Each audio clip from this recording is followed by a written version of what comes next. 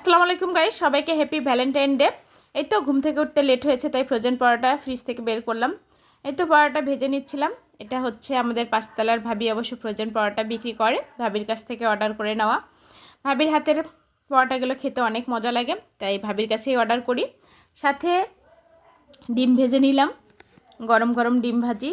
আর পরোটা খেতে তো ভীষণ মজা, দুইটা ভেজে নিলাম দুজনের জন্য। ছেলে মেয়ে ঘুমায় আছে।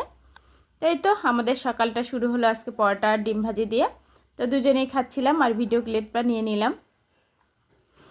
একসাথে খেতে ভালোই লাগে একে প্লেটে। তো সাথে চা করে নিলাম। মেয়ে অবশ্য ঘুম থেকে উঠে মুড়ি মাখালো যে আজকে ভাত রান্না করবো না, এসবেই খাও। বললো যে মাম্মাম তাহলে আমি রামেন রান্না করি। তো যেমন কথা তেমন কাজ, মেয়ে অবশ্য রামেন রান্না করে নিয়ে আসলো। সবাই একসাথে বসে খেলাম, মেয়েও খাচ্ছিল। ছেলে অবশ্য বলতেছিল বাবা আমি মোগলাই খাবো। ওর বাবা অবশ্য নিচ থেকে গিয়ে আবার মোগলাই নিয়ে আসলো ছেলের জন্য।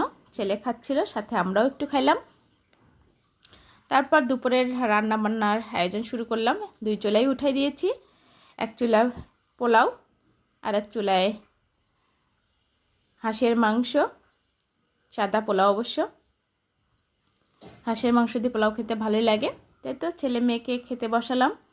ওরা খাচ্ছিল হাঁসের মাংস, সাথে আলু ভাজি, সালাদ আর সাদা পোলাও। তো ওদেরকে খাওয়াতে পারলে ভীষণ মজা লাগে। তো খাওয়া দাওয়া শেষে বেরিয়ে পড়লাম বিকাল টাইমটা, যে একটু বাইরে ঘোরাঘুরি করি।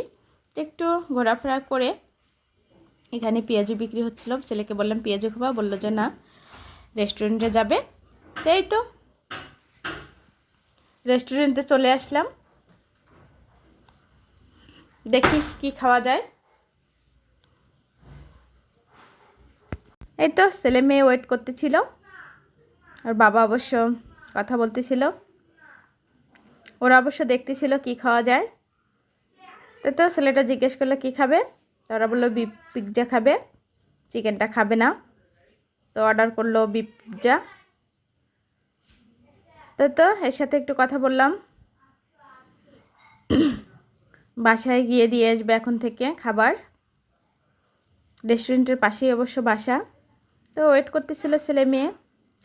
বড় অবশ্য মেনু দেখতেছিল কোনটার কত রেট আর কি কি খাওয়া যায়। বললাম যে না পেট ভরা আছে, আর কিচ্ছু খাবো না, শুধু পিৎজাই খাবো। ছেলে দেখেন ভিডিও করতে দিচ্ছিল না, তাও করে নিলাম। ওরা ওয়েট করতেছিল। এই তো অবশেষে চলে আসলো বিফ পিৎজা। বিফ পিৎজাটা আসলেই ভালো লাগে, সাথে মেয়োনিজ সস। আর বাবা কেটে দিচ্ছিল।